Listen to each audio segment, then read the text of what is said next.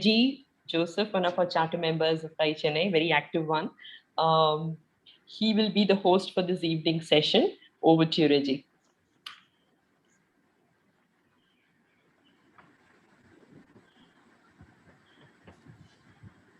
Thank you, Akila. TiE Chennai welcomes you to this exciting session on successful entrepreneurs must be and people. Now, entrepreneurship today has many challenges. Whether we like it or not, things have changed. We may have to depart from the long established mindsets and practices. Is being an and people a necessary evil that you have to make your peace with? Will it diminish your ability to do good work? Or is it an effective tool that will certainly take you to the next level while effectively juggling all your responsibilities as an entrepreneur?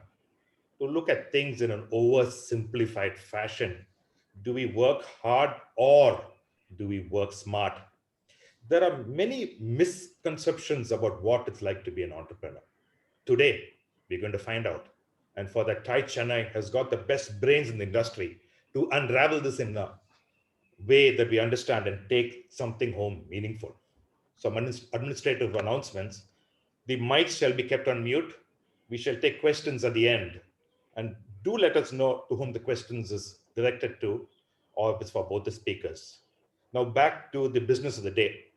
Today's speakers is Gopalakrishnan and Narayanan. I'm going with Narayanan first. Naru, as he's called by most of his friends. Naru is an MBA from IIT Calcutta. In his professional career, he worked with Coca-Cola Export Corporation as a marketing executive and traveled 6 months in a year. And his primary responsibilities was sales at bottling plants in UP, Tamil Nadu, and Kerala. He worked with Nestle Products India as a senior product manager. He was responsible for the diabetic products, new products, and market research. He was the branch director for the Southern Zone at Ready Future Advertising, handling major accounts such as Myco, MRF, HMT bulbs, and TiE cycles.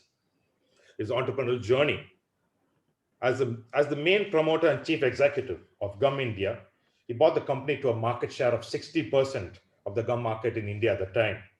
Changes in government policy, as well as other factors, marginalized this company.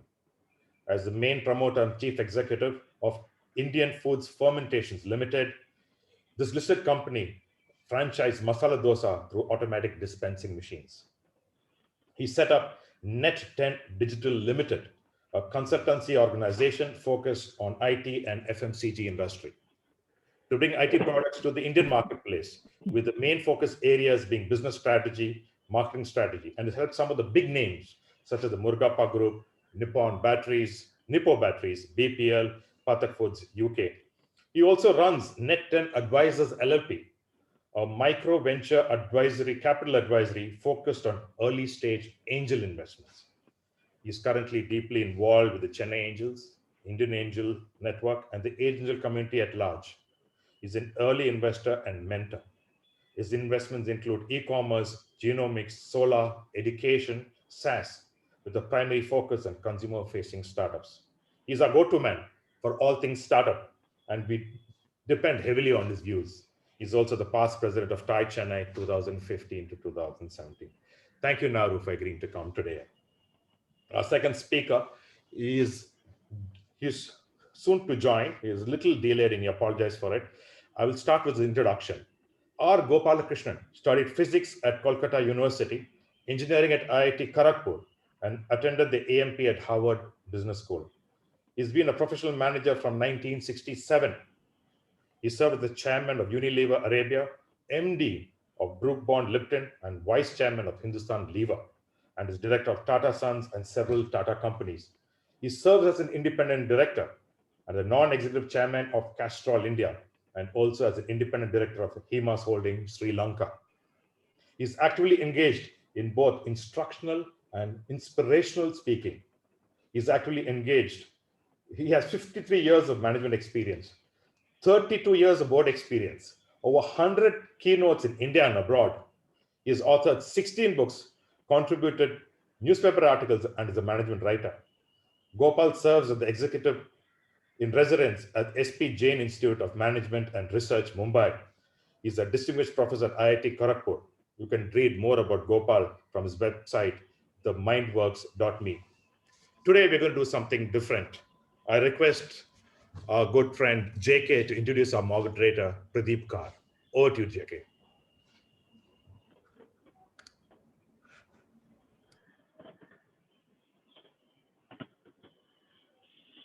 JK, you're on mute. Yeah. Thank you, Reggie. Good evening. I'm delighted to introduce an old friend and a true entrepreneur, Pradeep Kar. Pradeep's journey as chairman and MD of Microland is well known. I'm going to share with all of you, and I'm sure there are many young startup entrepreneurs in the audience. I'm going to share with you aspects of Pradeep in his 20s when we worked together in Computer Point and Microland, both startups of that era in the mid 1980s and early 1990s. Pradeep was located in Mumbai and Bangalore. I was located in Chennai. Our responsibilities, needed us to travel to different locations, all the while selling PCs and networking products to corporate organizations. In one of his visits to Chennai, Pradeep asked the sales manager in Chennai, hey, what happened to that order from Grindlace Bank? And the manager said, we lost it to HCL.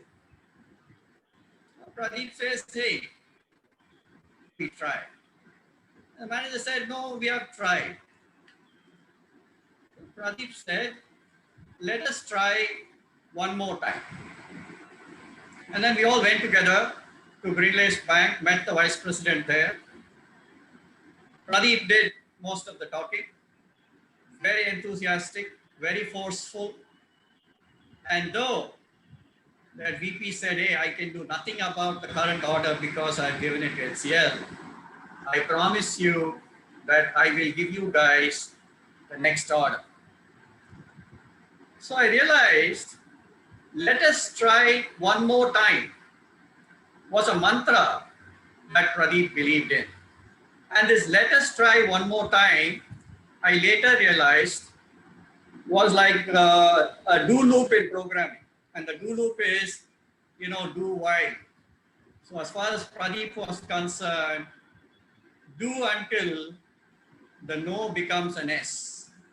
Until the no becomes an S, he's going to try one more time. I remember another visit of mine when I was visiting Mumbai, Pradeep and I traveling together in a cab, visiting many customers in Mumbai. It was getting late in the evening, about 7 o'clock. We had been on the road from about 8 a.m. And I was asking Pradeep, hey, should we wind up? And he tells me, let's do one more call, JK. And this let's do one more call is another mantra of Pradeep. And he keeps going and brings in whatever is required to put in that extra effort. So it was obvious that as different tasks and challenges were required in the company, Pradeep was the guy. No money in the bank. We need more credit from suppliers. It was Pradeep who took on the task. No money in the bank. We need advances from customers. Pradeep. Just a one-year-old company. We need to sign up Novell Inc. And Novell at that time, they were the leaders in network operating systems. They were the global leaders in network operating systems. And we are a one-year-old company. Pradeep and Novell appointed Microland as their India partner.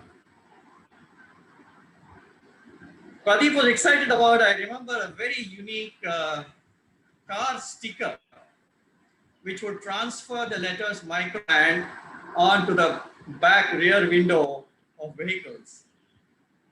We created that He made everybody in every branch location walk the streets, go and stick these stickers in car parks all over the road or at petrol bunks. And very quickly, overnight, Microland as a brand got established just out of the curiosity value of people seeing these lovely transferred letters at the rear of cars. Pradeep could be one of the boys when required, a taskmaster when required, and could inspire people by leading from the front. So there's an old Wordsworth saying that the child is the father of the man. Having seen Pradeep in his younger days operate in this manner, there was absolutely no doubt that he was meant for larger and larger things. Full of energy, positivity, a sense of humor, ready to put in that extra effort, find innovative solutions. No surprise that he has built Microland into a powerhouse, 5 global offices, nearly 5,000 people, providing technology solutions to the Fortune 500. And a bouquet of individual achievements and recognitions, honored as Global Leader of Tomorrow in 1999 by the World Economic Forum at Davos, recognized as one of the stars of Asia by Newsweek. Pradeep has served on the board of UBM PLC, listed on the London Stock Exchange. He's on the board of Telstra Communications India, founding member of YPO Bangalore, past president of TiE Bangalore, a mechanical engineer with postgraduate degree in management. An entrepreneur with 3 successful exits, India.com, PlanetAsia.com, Net Brahma Technologies, continuously scaling new heights. Who better to moderate today's session on successful entrepreneurs must be and people, and get the best out of veterans in the industry, our dear friends Naru and Gopal.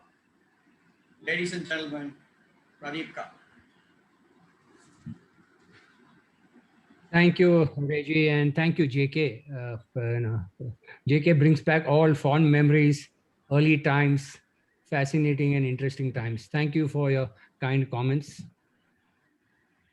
I've had the privilege to also be part of the founding team for TiE Bangalore, as well as serve its president in the initial years for over 6 years. As all of us know, TiE has helped mentor and support a wide variety of entrepreneurs. So we know that today, if we have a very serious audience, and that's a treat for any fireside chat, especially for a session like this. I've also had a unique privilege of knowing our author brothers for years. Gopal, a lot better than Naru. I want to congratulate them both equally on their new book titled Wisdom for Startups from Grown-Ups. I will also upfront say that I've read the book in detail. And as compared to many I've read on startups, this is different in at least 2 ways. One, it's a rare authoring by 2 brothers with complementary yet differing experiences. And second, the style is not lofty or preachy, but one that is affectionately coaching. That makes the read easy, engaging, and introspective, especially for a serial entrepreneur like me. The case studies and commentary pan across different industries, including IT. So there's lots for our TiE audience today to learn from. So let's get to the question straight. Now, our session is titled Successful Entrepreneurs Must Be and People. This is quite an intriguing title for the chat. Can you explain how this relates to the wisdom for startups from grown-ups? So I'm going to put this in perspective as far as startups go. Largely, startups are promoted by 1 or 2 individuals, and they operate under conditions of great uncertainty and ambiguity. So on top of that, These are the early formative years of the organization, and they must appear decisive. So there is a tendency, and I myself have often been guilty of that, of quickly getting to the point, overruling people and not having adequate options examined. Whereas, ideally, in the light of the fact that there is no organized management team yet in position, a startup should be focused on getting additional opinions in and getting alternate views in. So I think that's the primary focus that we intended when we talked about this as a possible topic. So that makes it clear. You know, it is true that we are trained to think that focus means doing this or that. For example, good leaders can be conservative or take big bets. Good leaders can be kind to employees, yet be forceful to get work done. Good leaders can plan time, yet be detail oriented and action oriented, as well as envision the future. So practical experience that even I've gone through is it's not either, but it's both. Do you have any specific advice for future entrepreneurs to act as ant people? And how would you distinguish your journey, because you've been in a grown-up environment as well as a startup environment? So I would say, and I've got a very unconventional method for this, one of the best ways of avoiding ambiguity is to organize your internal meetings with a written note. Now, this is very tough, very different way of handling things, but it removes all ambiguity and the purpose of the meeting becomes very clear. And I found great virtues in this.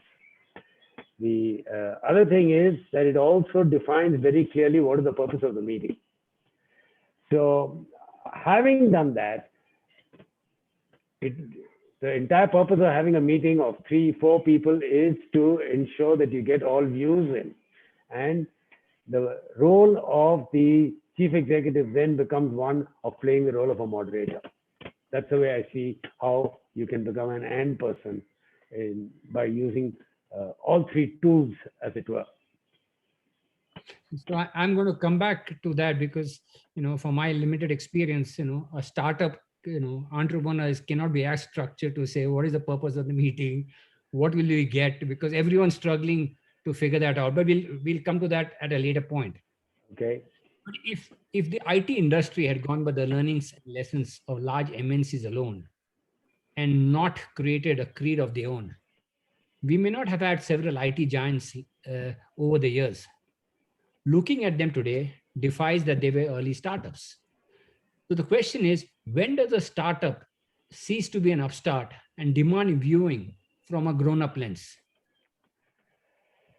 All right. So I think the answer again that I'm going to offer you is unconventional, and you probably won't agree with it either, since you yourself have been an entrepreneur. But I think it's got to do with, as cash flows become more predictable, and as your ability to predict revenues and expenditure becomes more and more accurate, I would say you've reached a stage where you can consider yourself as a grown-up. The biggest issue for startups is that your ability to forecast revenues and stay with budgets is extremely difficult, and each of these becomes a decision. And because there are several people taking expenditure decisions, it becomes necessary for the chief executive to make sure that all cash flow decisions are shared with others before being implemented. So I think these cash flow decisions are warranted primarily because of inaccurate forecasting. I'm not saying that it's avoidable. It's most often in the startup's case, it's unavoidable. But the day that you are consistently able to accurately come up with forecasts I think you're on a good wicket. You can consider yourself adolescent, if not a grown-up. And I guess in today's startup world, cash flow would also, in one parlance, mean funding, because Yes. some of the business plans of startups require long lead times of revenue, I would say cash generation. And therefore, I would assume that when you're saying predict cash flow is also predict ability to fund for you to last and play the long. Okay. Entrepreneurs and startups like SMEs and MSMEs must not and need not emulate older companies. Yet they must be smart enough to know which lessons they could learn from the larger grown-up companies. In chapter 10 of your book, you have described a valuable secret sauce, listing 5 good habits of long life companies, which is purpose, long-term vision, an ecosystem, being conservative, and having engaged people. Can you just elaborate on these briefly? I'm going to take out the first one among the many interviews that I did for the book. One single thing that stood out across all the entrepreneurs was purpose. And on this, they were absolutely unwavering. And I thought this is something that calls for attention. So out of the 5 that we just enumerated in the book, for me, my contribution, quite frankly, was on the part of purpose. So, Naru, extending the learning, again going through the book, if you look at on page 128, you have stated that corporate Ayurveda is about creating a healthy business with a long life and embodying good values. Could you share your idea and bring in the connection between Ayurveda and startups? And therefore, by extension, is there a mantra for large corporations in Ayurveda? And are these different mantras? So, Pradeep, incidentally, I live my life in that statement made. I have not been to an allopathic doctor for 28 years. I go only to the Ayurvedic doctor, and I'm none the worse for that. I think the thing about Ayurveda is they believe through a process of life and through diet and good practices, you are able to comfortably live till the age of 120. And we've taken just that element out and said, if an individual can live for 120 years, is it too much to expect a corporate to also live for 120 years? The reason why it amounts to importance is in this day of technology and speedy changes, often young startups can get mistaken into thinking that their goal in life is to turn over their company and sell it to somebody else, or to increase valuation. And often this chasing of valuation is done somewhat blindly. They need guidance and they need to be told that this cannot be the purpose of an organization. So circumstances are forcing a startup to be short-term minded. Circumstances. This is irrespective of whether it's IT or otherwise, technology or otherwise. And because of the extreme circumstances that you're put through, you're constantly taking a number of decisions at short notice. So that pretty much sums up why we think that startups, and if you look at the 9 companies that we talked about, 50% of them belong pre-dot-com boom, pre-dot-com bust, sorry, and they're already as on date. Some of them are close to 40 years of age. And all of them have shown a purpose. Look at a company like Bharat Matrimony today. He is looking at how to go into the international market and arrange marriages. And I think that kind of thinking and his purpose of sticking to the knitting is wonderful and worth emulation. So Pretty much that's what I have to say on this page, the comments made on page 128 regarding Ayurveda. Okay. Broadly, in general, we all agree that those that build good businesses also create something, often from nothing, resulting in good economic energy. Yeah. And you say that creators or builders combine three characteristics: those of a rainmaker, one who creates something; those of a conductor, one who preserves and brings order; and those of an expert, unleashing cutting-edge expertise to the space in question. This actually almost resembles the Brahma, Vishnu, Shiva trinity. And on page 129, you make a very interesting point that in society, we must start asking people what they are building rather than the general question, what they do for a living. Do you think that will alter how people identify themselves? Can you shed some light for a TiE audience? And what do you think will it change for the outcomes of entrepreneurs? So I think partially, and on a lighter vein, this is also age catching up. As you know, Gopal and I are just 1 year removed from each other. And we try and avoid the question firstly, on a lighter vein. We try and avoid asking people, so what do you do these days? Which was something that was normal 30 years ago. And what are you building these days is intended to mean who are you building, or how are you mentoring, how are you helping? And I think that statement using the word just building may not fully capture what I have just explained over here.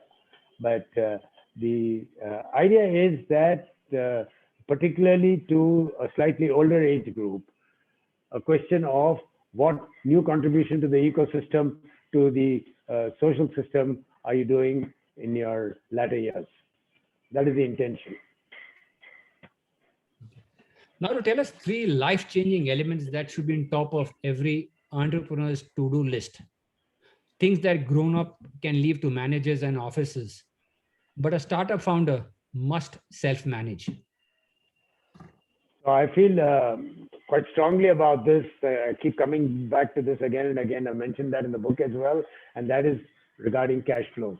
I think any serious entrepreneur, whether he understands finance or not, better be on top of cash flows. And the only way is for him to build the cash flows on a rough and ready measure, back of on an envelope calculation, at least 5 hours a week, 6 hours a week. How did I arrive at this magical figure? Because the entrepreneur, especially during the startup period, has a whole lot of things to do. And to allocate 5 to 6 hours a week is saying a lot. But I think 1 hour a day. If an entrepreneur has to build an organization from scratch, he has to delegate the job of expenditure to a number of people around him. If he doesn't plan his cash flows adequately, and if he doesn't involve people in the cash flow management, it becomes impossible for his colleagues to incur expenditure. And this often results in a loss of faith or trust in the entrepreneur. So I think cash flow, single largest, most important factor that an entrepreneur has to do himself as well. Number two, sorry, no, you're saying something? No, after you, yeah. Number two is the area of compliance. So one of the biggest culprits for a tough cash flow situation, one of the biggest culprits is those items of expenditure that don't immediately stall the company. And payment of provident fund, payment of GST, these are items which seemingly is unobtrusive. We move it aside for 3 days and the next payment from Pradeep Kar is coming and we shall somehow muddle through. And then the failure of most entrepreneurs is they don't keep their eye on the ball and they allow this to accumulate. And the next time that they see this, look at this compliance, is when things are getting out of hand again. And once again, it takes a back seat. And suddenly 6 months later, it's gone into a situation where you can't do anything about it except raise funds. Lastly, and this is a fault of the system, entrepreneurs who are technologists or who are marketing specialists, increasingly they will find that they to run their organizations, it's a virtually undelegatable job unless you have the right investment banker with you and whom you take into confidence and treat him like you would your CFO. So I would say these are three of the most important issues. They all are in and around the area of cash flow, and no doubt they partially reflect the kind of issues that I faced when I was an entrepreneur. But for me, these are the three more important ones. And Naru, for my experience also of 31 years of being an entrepreneur, I will echo what you've said. And I would just say that when I meet young entrepreneurs informally, I say the responsibility for raising money is the founders, is the entrepreneurs. It's not the CFOs. And therefore, never delegate raising money to someone else, because you have the passion, you have the energy. It makes a huge difference. And don't underestimate the role of money in survival and building organization. And the second thing I will also add here is the entrepreneur's responsibility on building a high-powered team. So now coming back to, you started enterprises twice. You advised many startups. What I think the audience will benefit from, what has been your most favorite experience and your biggest learning from the 9 startup journeys you describe in the book? So my favorite experience, if you were to talk about, is something which will appear very trivial to you, but even today gives me a great deal of pride. There was a stage when I was running the bubblegum company, and we were just in the force of building a field force. We had some 300 people out in the field, and 20 days a month I was out there setting an example as to how the retailing has to be done. We didn't have point of purchase material, and our packaging used to be a poly bag in which the bubblegum was put. So we converted the bubblegum to a carton, and after we reached the outlet, we had to put the stocks into the jar that the retailer had, and there was a string inside the carton, and you would use the string to tie up the carton and make it a mobile. And so at Indore, in the early days when we had just introduced this, and my guys kept saying, "Oh, it's very difficult to do. It's very difficult to do." I walked into a retail outlet. I saw my sales rep hesitating. I saw the supervisor hesitating, and I reached across to the shopkeeper and said, "Can I just borrow that stool?" I stood on the stool, tied it up myself, and when I finished, the retailer said, "Saab, aapka company zarur ek din kamyab hoga." And for me, that was a fantastic experience for him to tell me that in front of my own people whom I hardly knew myself. So for me, my favorite event in life was, as an early entrepreneur, to be told, "Saab, aapka company zarur ek din kamyab hoga." That must be very satisfying and fulfilling. Yes, it was indeed. So now you chose 9 companies. There were also other better known startups you could have probably chosen. And could you crystallize 3 to 4 lessons for founders out of these 9 startup narrations that you have put your spotlight on? Yeah, I think we mentioned this in the book as well. And I'd like to bring it. I'm glad you asked that question, Pradeep. The single factor that I want to put across over here is humility.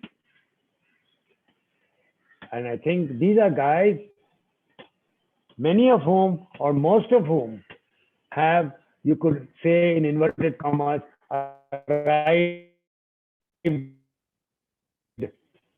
as entrepreneurs, and yet what was overwhelmingly evident was humility, their persistence.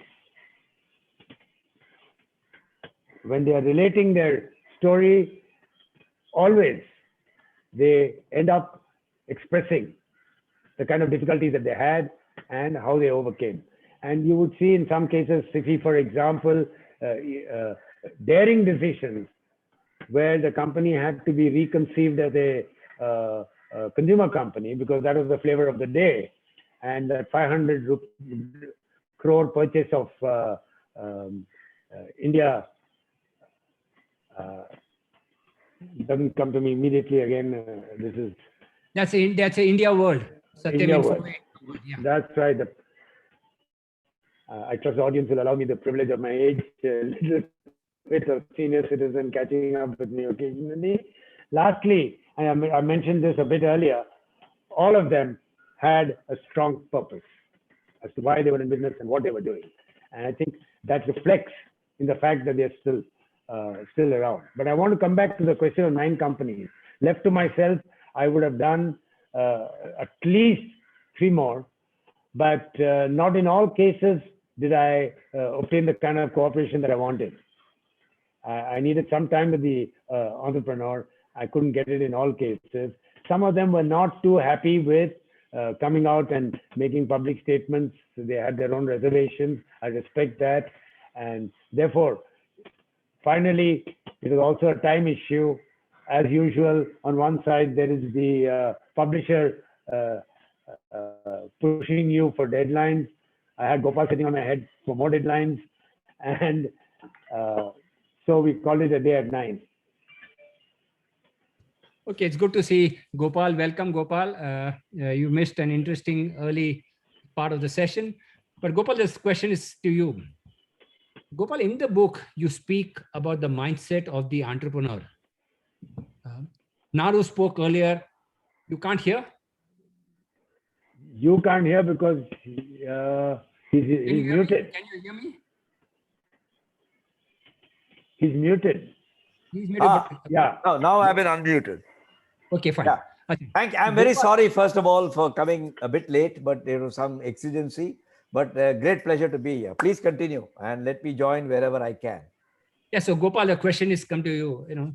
Gopal, in the book, you spoke about the mindset of the entrepreneur. Naru did speak earlier about the need for focus and approach. Can you shed some light on the thought process of an entrepreneur? Should our listeners understand that the book suggests that their DNA is indeed different, what I would call the Venus-Mars debate? This point about mindset, I want to take the metaphor of a river. A river has a Gangotri, an origin somewhere.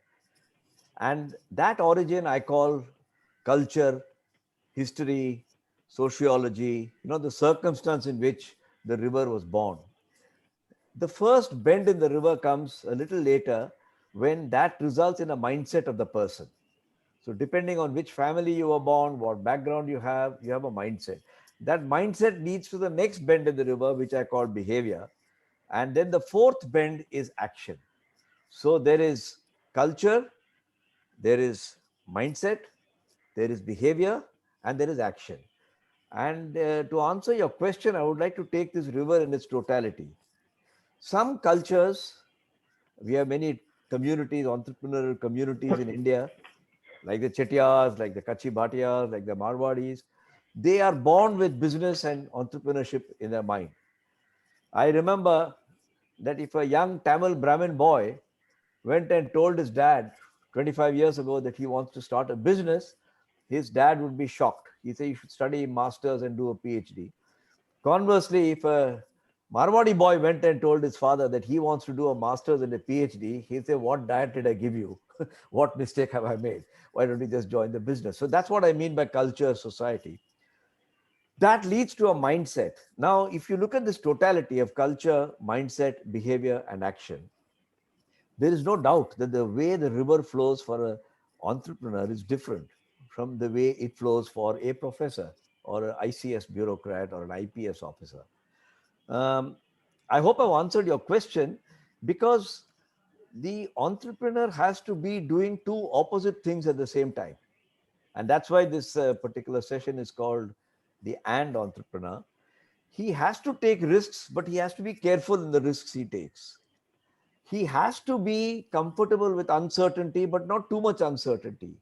And the entrepreneur, therefore, because of his culture and mindset and behavior, develops an approach which any startup entrepreneur knows is quite different from his classmate who might have joined Hindustan Lever or Tata's and developed a career. I hope that answers your question. A very important point is this culture, mindset, behavior, and action. Thanks, Gopal. Uh, this is largely to both of you. I'm curious that two people with different journeys, resulting from different life choices, found enough match, like a jigsaw, to write a book about startups. Tell me something about your shared beliefs and points of difference. What has been your most satisfying experience and your most frustrating experience in co-authoring the book? And how was it to combine your personal journeys? Do you think you understand each other's thought processes better now? And will you partner to start a new startup company? Naru, over to you. Well, I would be very reluctant to do a startup company with my brother, largely because I always think of him as being very conservative. I wouldn't be surprised if he would think twice before being a partner with me, because he's always considered me a bit on the reckless side. But I'm going to allow him to answer that part of the question. But I must tell you that during the time that I was with Nestle, I was a product manager for milk products and dietetic products. Around the same time that I was a product manager for Lactogen, Gopal was also product manager for Lever Baby Food. So it's not as though we had nothing in common. We had very similar things, experiences that we were having in the marketplace, etc. So as far as I am concerned, when I started as an entrepreneur, I would often go to Gopal and tell him over the problems that I was experiencing. I would at least relate to him.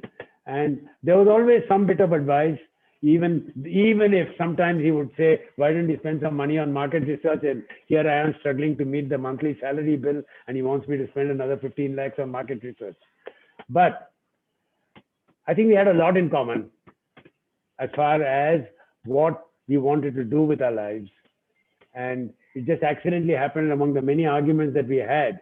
And I kept pushing the startup point of view, and he would push the management point of view, the large corporate point of view.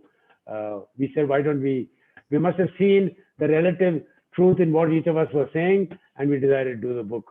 Gopal? I think the way you ended it is absolutely right. If I have to take out one message or lesson, it is very important in life in general to talk to people who are not like you.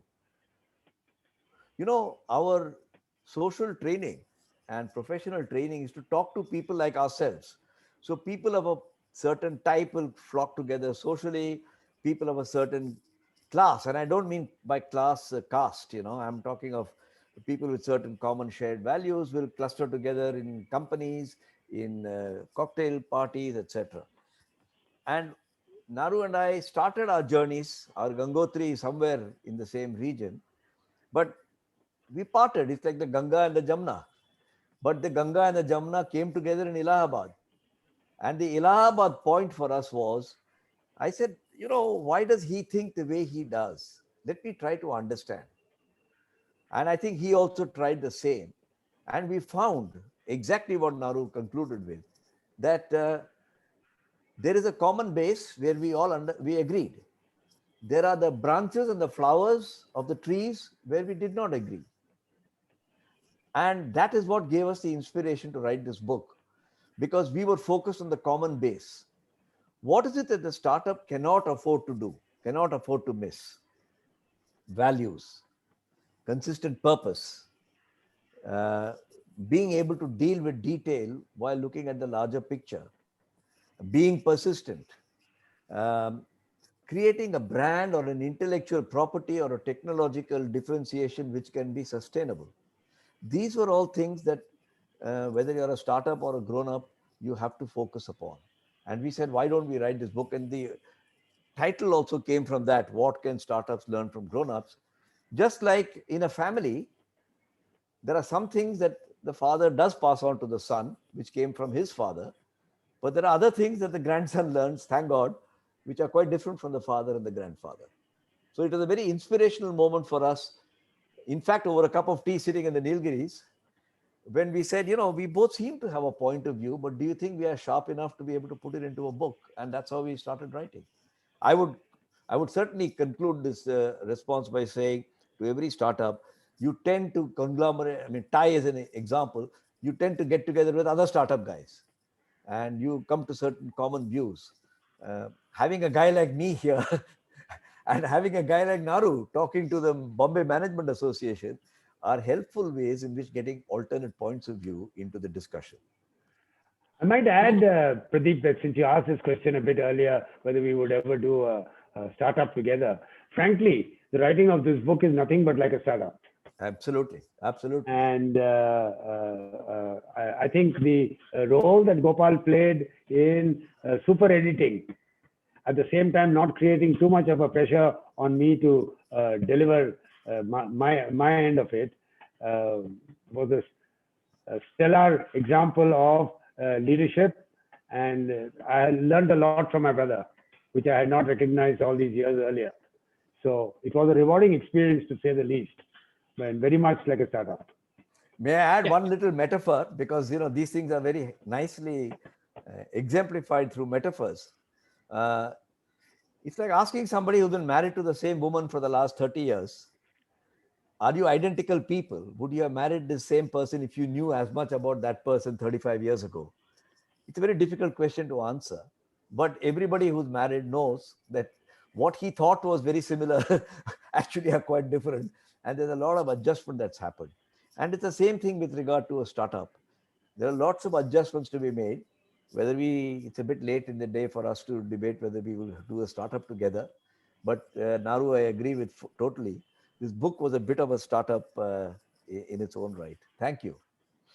Gopal, this is, just as a follow-up, as you said, between two complementary personalities, is there a message for entrepreneurs who have founders, co-founders, that is there merit for them to look at similar people, different people, and what should they spend time to ensuring that the partnership between co-founders stay longer? In responding to your question, since I've never started up a company, I don't want to preach even inadvertently to founders. But I have recruited large number of people, some of whom are CEOs in other companies and so on today. And I can say this, that we were trained in my career, in my companies, to look for people who are complementary. C-O-M-P-L-E, complementary, not C-O-M-P-L-I, people who are different but in a fitting sense. And I would, in a generic way, suggest that founders who look for PLUs, people like ourselves, people like us, may be missing a trick. If you don't have, India is a wonderful example of diversity in unity. And it shows the power of having different points of view, but you must have the stomach and the patience to deal with differences. And if a startup founder can have that in his radar screen, for example, functionally, they may be different. For example, skill-wise, they may be different. So those are the kind of things. I might mention over here, Pradeep, if I can add to what Gopal just said, that the usual young startups tend to look for co-founders and for management of people who are more agreeable. And there is a danger over there that they are not able to be demanding on these people at a later stage, and too much of the same kind of thinking ensues. So I would say that this is a real danger for startups, especially the younger startups, because they lack the maturity to be able to find complementary souls. Mere experience or in different functionality, like a finance guy getting together with a marketing guy, is not sufficient.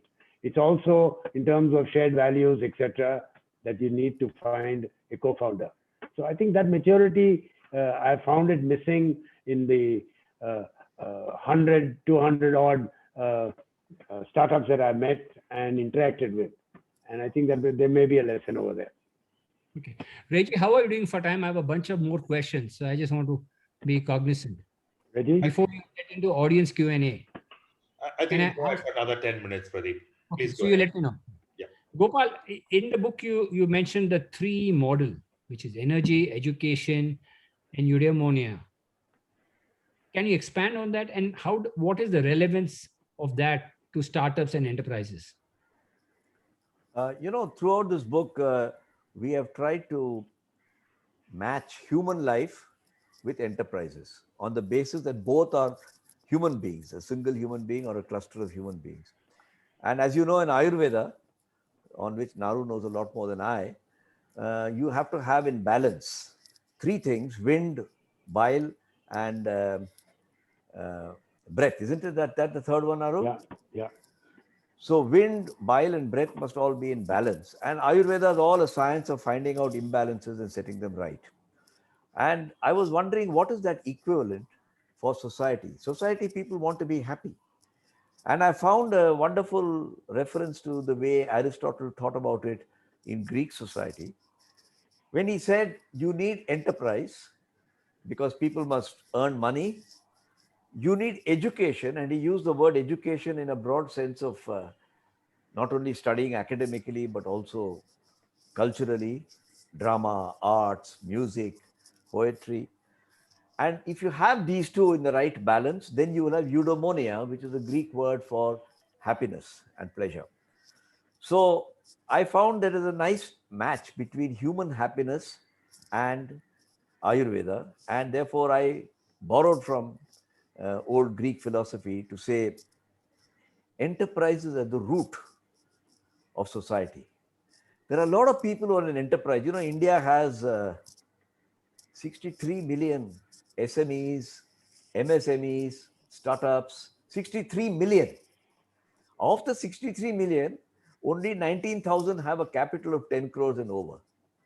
So India's SME startup enterprise is not what we read in the pink papers. There's a vast reality out there. It employs 350 million people, more than in agriculture.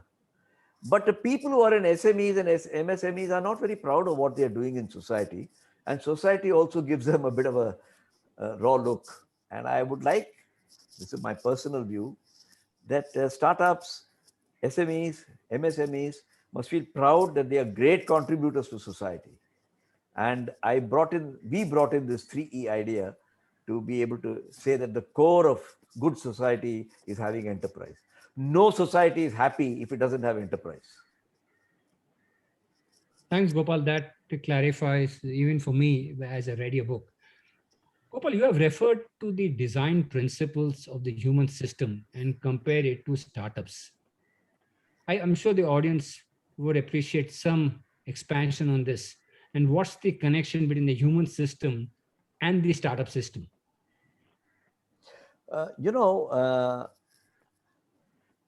I think one of the points we emphasize in this book, and each of us has contributed to the writing of the book in his own sort of language, is governance in an enterprise is like values in a family.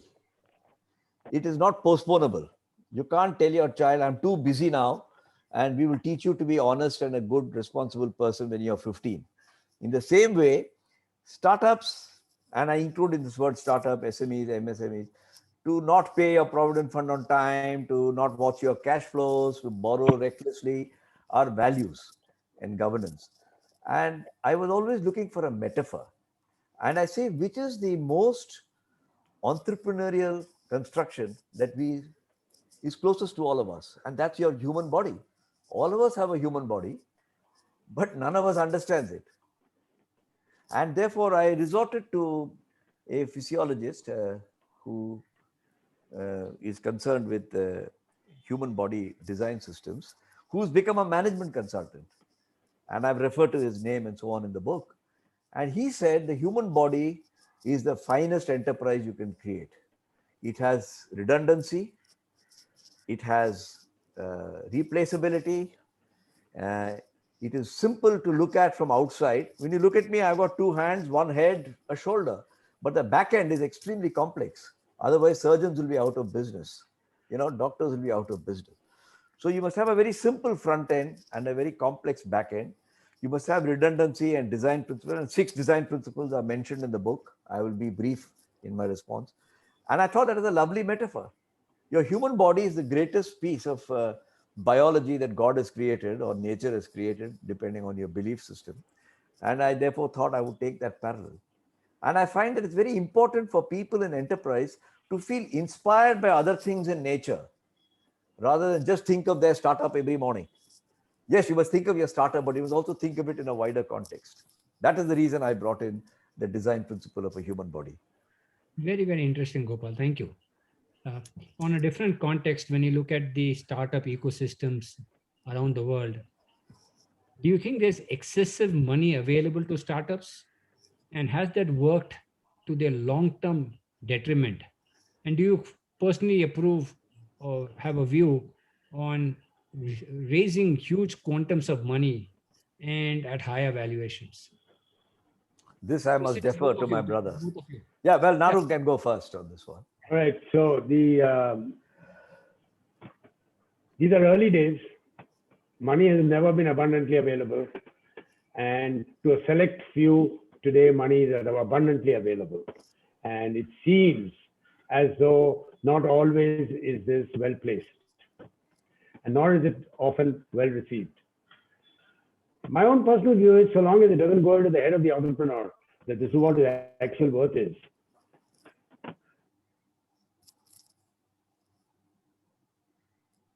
Hello, have we missed him? Can't hear him. Narayan, your voice? Naru, we can't hear you, Naru. Some loose connection. Gopal, you want to comment until Naru gets his connection? Yeah, while Naru logs on, I'll give you my view. Too much money is not a disease that is afflicting the whole universe of startups. And most startups, MSMEs, don't have too much money. They struggle to get the money. They would love to sponsor IPL, but they don't have the money. They can't even think about it. They just about manage to watch it. I think the point that Naru was beginning to make, I think he's back, but I'll just finish what I'm saying. The point that I think he was beginning to make is some people have access to too much money. Just like when you join a school, some people get far more pocket money than you. And those who get too much pocket money at too early a stage tend to become misdirected. And that you see somewhere around. But it doesn't happen to the 63 million people. It happens to maybe 30 of them. And some of them have spent that money wisely.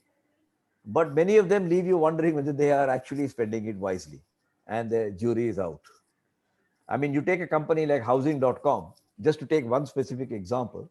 I know they're trying to recover their situation now, but it could be well argued that they spent their money unwisely, fought with their promoters who were funding them, and created a mess out of the company. But there are others who seem to have not yet done so. We'll have to wait and watch. Naru, you're back. We're also at a formative stage where the person who is giving the money also lacks the maturity of how to handle. And don't forget, the basic problem is that the total amount of literature on startups and enterprises building up from a startup stage is very limited, and it's thanks to the kind of book that we write or others like who participate in the written word to communicate this. Unlike management of large corporates, etc., which receives a lot of attention, and our entire MBA schools are based on that. So I think, given that this is at a formative stage, and time will tell, but I think eventually it will bode well. I think I would like to emphasize the point Naru was making when he got cut off, unfortunately. The behavioral part of a person who gets too much money is a very important metric to observe. Too much money, too little money. If I'm giving 10,000 rupees to my 10-year-old son, because it's a small part of the income I have, and I find he comes home late, he doesn't seem very focused, and etc., etc., then as a parent, I would worry. And I think PEs and VCs also tend to do that. Sometimes they may make a mistake in their judgment. The behavioral part of an entrepreneur is an extremely important factor. Okay, so Reggie, shall I ask one question before we get into Q&A? Yeah, go ahead, Pradeep. And I'll also request the audience to put the questions in the chat box while Pradeep is coming out with the last question. Thank you. This is for both of you. How important has been the skill of being an ant person in your respective careers? Gopal, for you in a grown-up, and Naru in a startup environment. Can you share some examples? Go ahead, Naru, while your connectivity is still okay. So I must confess that being an ant person came to me belatedly. The early rigors of a startup, the early formative years for me as an entrepreneur, it was called on too much of my, brought out the anger in me too often, and therefore a lot of decision making was one-sided and more commanding rather than participative. And I did less listening and more doing. But as I go along, I realized that this is not working for me. And frankly, this is something as a startup I learned from grown-ups, that there are other ways of dealing with the matter, and there are other points of view, and I think I gained from it, perhaps not as much as I would have liked to if I had adopted it earlier. So I think this is something that is worth emulating. In my experience, Pradeep, I and some of you who are not so far away from me in age group were raised to think that a good manager, since I'm talking of a professional manager, let's say the same of an enterprise guy, has to be highly focused. He has to be very clear-headed. He must take rapid decisions. He must be analytical and logical, etc., etc. And that's how I was trained and grew up. It took me time to find out that apart from doing these things, I also had to be able to do the opposite. So I regard it a bit like if you landed two people on Mars tomorrow, one is a geologist and one is an astronomer, right? Imagine they both sort of just landed on the Mars. The geologist will pick up his tools and start digging the ground and going inside. The astronomer will look up at the sky and say, oh my God, how beautiful this world is. Where is Earth in this? You have to be a geologist and an astronomer to be a manager, a management leader, or an entrepreneur. You can't be only a geologist. But we spend the first half of our career trying to be geologists. In the second half, we realize it's a bit late, but let's try also to do some astronomy. And therefore, I say that IQ plus EQ is what's required, but it's not a constant sum game. And we spend the first part of our career thinking it's all IQ. EQ doesn't matter. Later part of our career, as Naru just said with different words, we realize the value of EQ. But the marvel at my stage of life is IQ plus EQ is not finite. And that is true leadership, whether you're a manager or an entrepreneur. Thanks, Naru. There are two broad messages that Naru also said. For an entrepreneur, it's humility. And the second message that also came up is that don't lose your eye off the ball on cash flow as critical parts of an entrepreneur's journey. It's always a pleasure to interact with both of you. I have no doubt that our audience have benefited greatly. And wishing the book great success. I now hand this session back to Reggie, and over to you, Reggie. And thanks to the TiE Chennai for having me moderate this brilliant session. Thank you, Gopal. Thank you, Naru. Thank you, Pradeep. And thank you to TiE. Thank you, Pradeep. Fantastic questions. While we wait for some of the participants to put in some of the questions, please go ahead and put in the chat box. Let me start by asking a question to both Gopal and Naru. for being an and person, is it more true for startups? As team sizes are smaller, making these entrepreneurs, founders more hands-on, they may have to look at substantial different approaches. Some could go counter with each other. So the question is it more for startups rather than grown-ups being and people? So let me go on that first, Gopal. I think you raise a good question. The startup environment is so oppressive and rigorous that being an and person makes it that much more difficult. And only as you mature as an entrepreneur, and sometimes the hard way, do you begin to appreciate the value of being an and person. And unfortunately, by not being an and person, it takes you that much longer time in the rigorous part. So I think so that a startup, unlike a corporate, where the culture is set, the practices are set, and you are always learning from your leaders who are your colleagues. Here, there is less of that. And last but not least, in an entrepreneurial setup, the leadership demanded from the entrepreneur is so high that he tends to look less at the end point of view. Gopal? I think, Reggie, your question is equally applicable to the professional manager.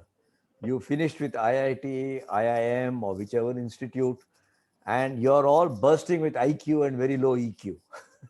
By the time you're 40 or 45, you realize that there is something called EQ also, because you read about it or experienced some setbacks for not displaying EQ. So while it is true that an entrepreneur has a lot of things to focus upon, I don't want this group to underestimate that is so in a very challenging business career as well. Somehow people have this impression that if you're in a Hindustan Lever or a Tata, life is very cushy and comfortable. For some people it is, but I can tell you that if you're in the career development business, it can be very tough. So the best thing I can do is, by now you'll notice that I keep using metaphors, is the world's greatest entrepreneur is our wives, women. There are very few women entrepreneurs, but all women are entrepreneurs. Whether she's a, she can run the household, she raises children, she never retires. She's at it all her life. Whereas men, I'm not making this into a gender argument, but men start a career, whether it's this side or that side, they retire at some stage, they don't handle, they are not great multitaskers. So I have found, though I've been entrepreneurial in a managerial career, but not an entrepreneur. Looking at my wife and my daughters and daughter-in-law, I've learned a lot more about the travails of entrepreneurship. The baby is crying, it's got colic, you don't know what to do, can't get the child into school, the household budget is not enough. And our wives handle all of that. So if you want to get the best lessons on entrepreneurship, go home to your wife and say, I want to observe you and I'll learn a lot from you, rather than what many of us might do, which is to say, you run the house, I'm doing something very great. It also brings humility, by the way. Thanks, Gopal. Very interesting. I like your power of storytelling and metaphors. You're able to really communicate all these ideas in a very simplistic manner. We have a question from Sashikandan. Now, I'm going to do things differently. I'm going to point this question to Pradeep Kar. I know you're not the speaker, you're the moderator. Very interesting. Can you tell us the difference between an entrepreneur and a businessman? What's the difference, Pradeep?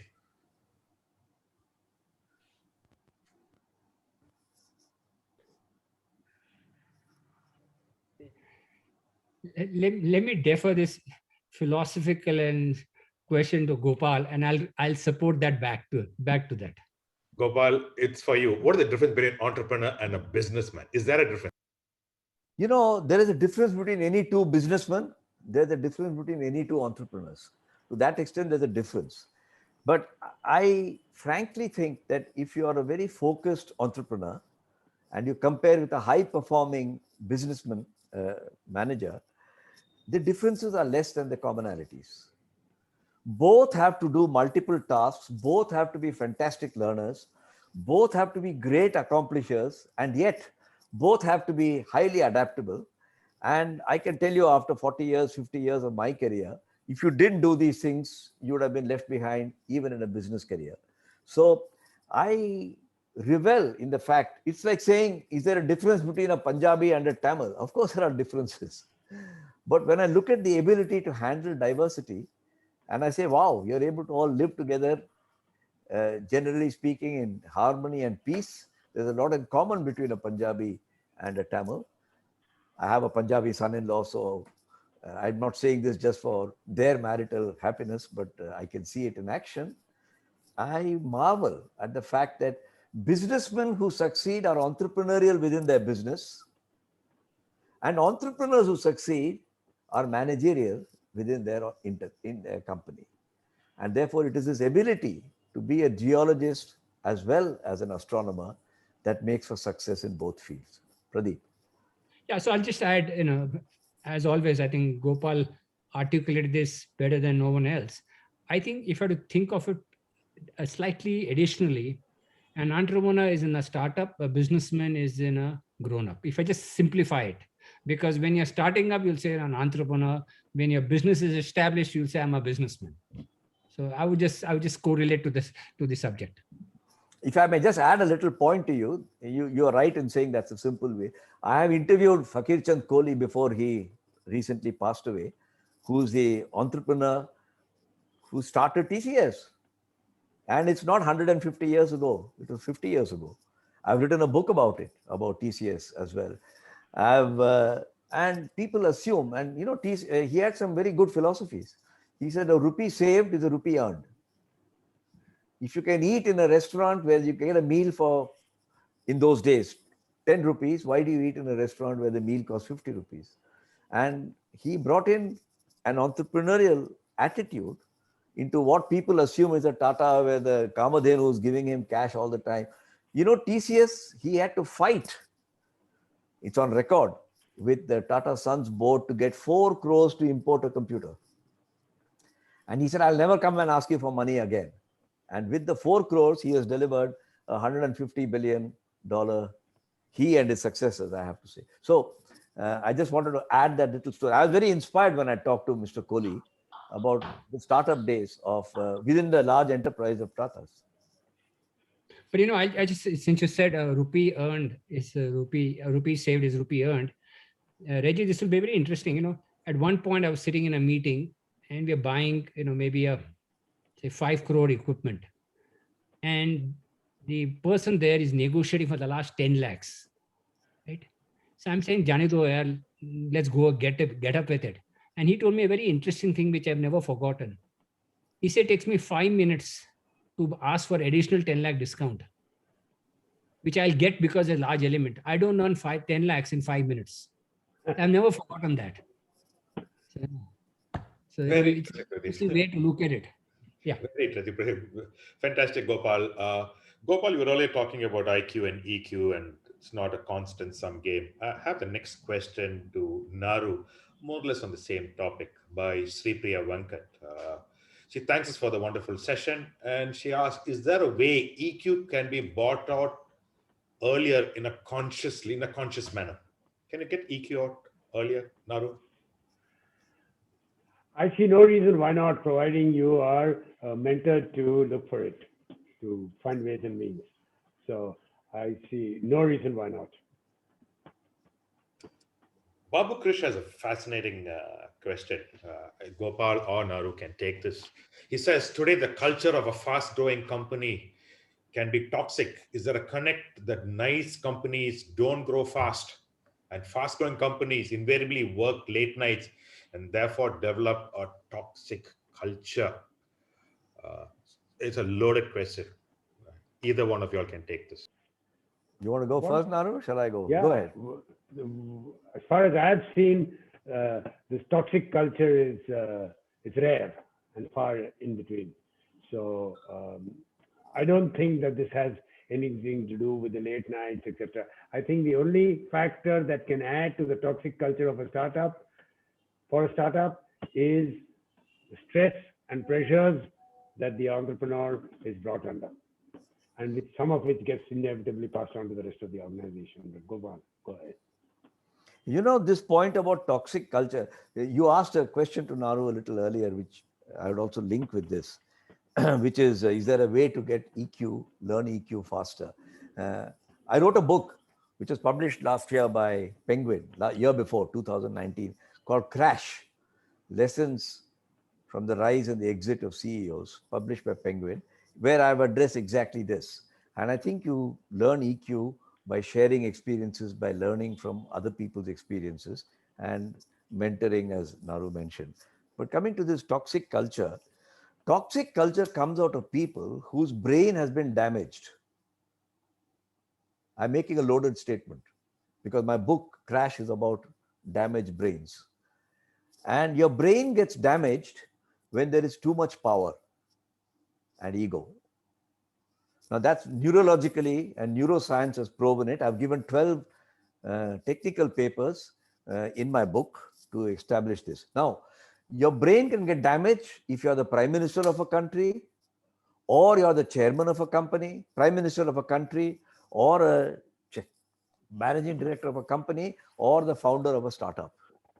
You know, human brain responds the same way. It's like a lot of iron filings which you put into a powerful magnetic field, the iron filings will realign. So there can be a toxic culture, and it is all around us. Toxicity of culture, I would respectfully disagree with Naru, is common all over society. It's like COVID-18, not COVID-19. You know, you try getting a birth certificate, a school admission for your child or grandchild, and you go through a certain process that follows exercising power on you. So toxic culture comes out of power and its misuse, and the power and its misuse occur because of brain damage, and brain is damaged because of excessive power. That is the equation that I find.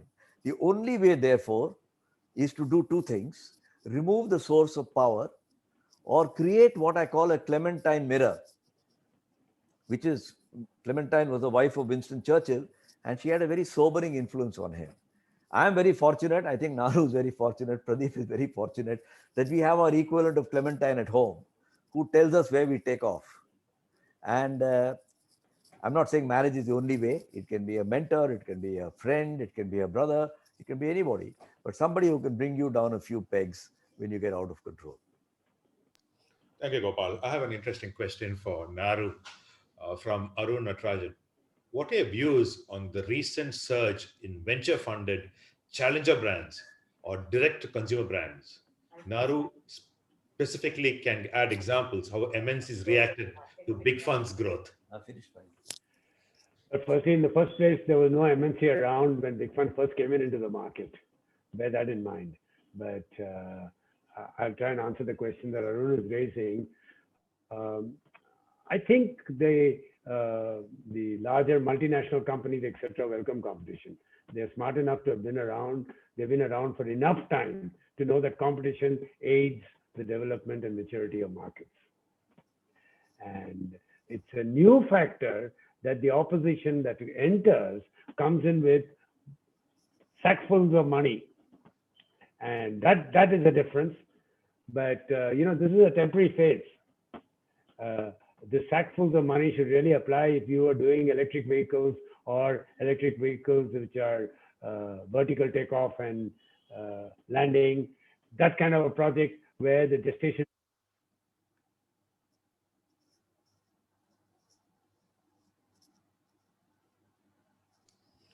Naru, you're off the grid. We still can't hear you, Naru. You're still out. So I'm going to give the next question to Gopal, and then we will come back to you, Naru. And if you don't mind, I'll answer this question, and then I have to go for my next thing. I will excuse myself. Go ahead. I want to get, this is a fun question before you take off. This is for Gopal and Naru. Both of y'all are similar and in many ways dissimilar. Naru, what would have happened if you took Gopal's path? Join Tata's, Hindustan Lever, Brook Bond, etc. And Gopal, if you had taken Naru's path, would you have been able to adjust? Would have been a good idea, or would have been a glorious disaster? Naru, Sahil, you raised a question, an important question, and I would say I answer it in the following fashion. The difference in our age is just 1 year difference between us. Yet, Gopal looks like the younger guy and I look like the older guy, although he is the elder guy. And my answer is if Gopal had been an entrepreneur, then he would end up looking like a 75-year-old or a 78-year-old. And I would, if I had been in Hindustan Lever and Brookbond in a lighter weight, I would look like a 70-year-old and I would have more hair on my head. And Gopal, your turn. I agree with that, Gopal. I don't know about how we would look, but I think both of us have a common feature. We are both highly adaptive.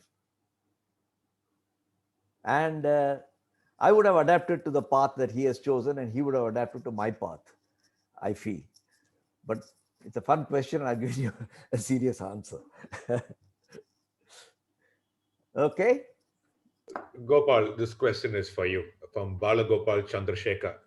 All the best with this. The course of the river as a metaphor was brilliant. It's always moving, always changing. The river is always renewing.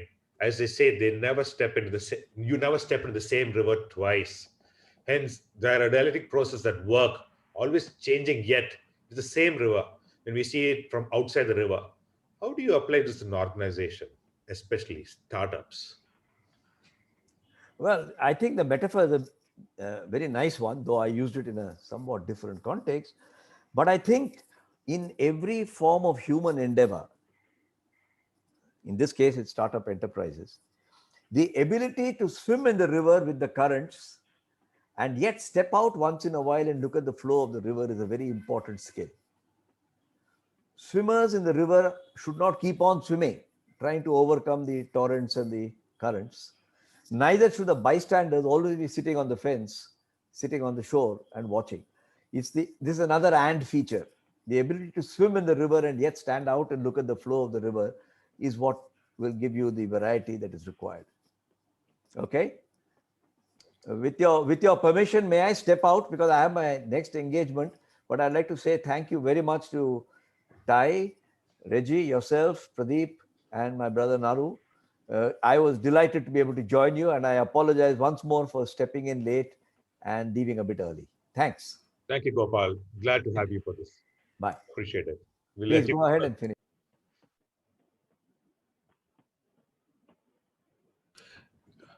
Thank you. We had a very interesting session today. We need to be able to engage as entrepreneurs with the different roles. You simply cannot be an or person. You should be an and person. Excellent perspective.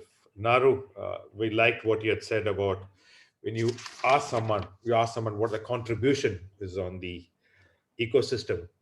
You spoke very cleverly on how important is planning cash flows. And you also said it is critical that you entrepreneurs spend at least an hour a day in figuring this out. And you said this is the single most important factor.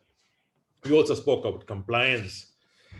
And you spoke about a very important trait of humility. That is something which we see getting eroded. Gopal spoke very cleverly on the thought process of an entrepreneur. He spoke about how two opposite things have to be done at the same time. He's very good at storytelling, and he spoke about the marriage story, about the river. He spoke about how the son learns different things from the father and the grandfather. He spoke about all human beings, similarities with enterprises. Very interesting. Pradeep also spoke some pretty solid things, especially he was being more focused on building high-power teams. Fascinating. I must apologize to some of the audience, which I could not take all the questions. But I like the perspective of being an and person. I think if you don't do this right, and all our efforts could be suboptimal and quite useless. How much of a hard you work, you may not get what you want. It would be like having a Ferrari without a gas pedal. Naru and Gopal, fascinating session. Akila, please let give Gopal a thanks. You've engaged us with some fascinating comments and examples. Naru's ability to look at the startup and the entrepreneur community to a complete different lens. And we saw that Gopal has a fascinating way to look at things with a unique perspective. JK, your intro to Pradeep, brilliant. Fascinating story done in JK style, I would say. And thanks to the wonderful participants. Thank you for engaging us with those very interesting questions. Thank you for being a fantastic audience. Wish you good luck and happiness. Thank you all. Thanks, Thank you, Naru. Raji. Pradeep, thank you very much. Thanks. Thank you all. Thanks, Pradeep. Thanks, Nicola. Naru, and thanks to Gopal. Thank you. Thanks, Reggie. Thanks, JK. Very well done, Raji. Very well done. Yeah.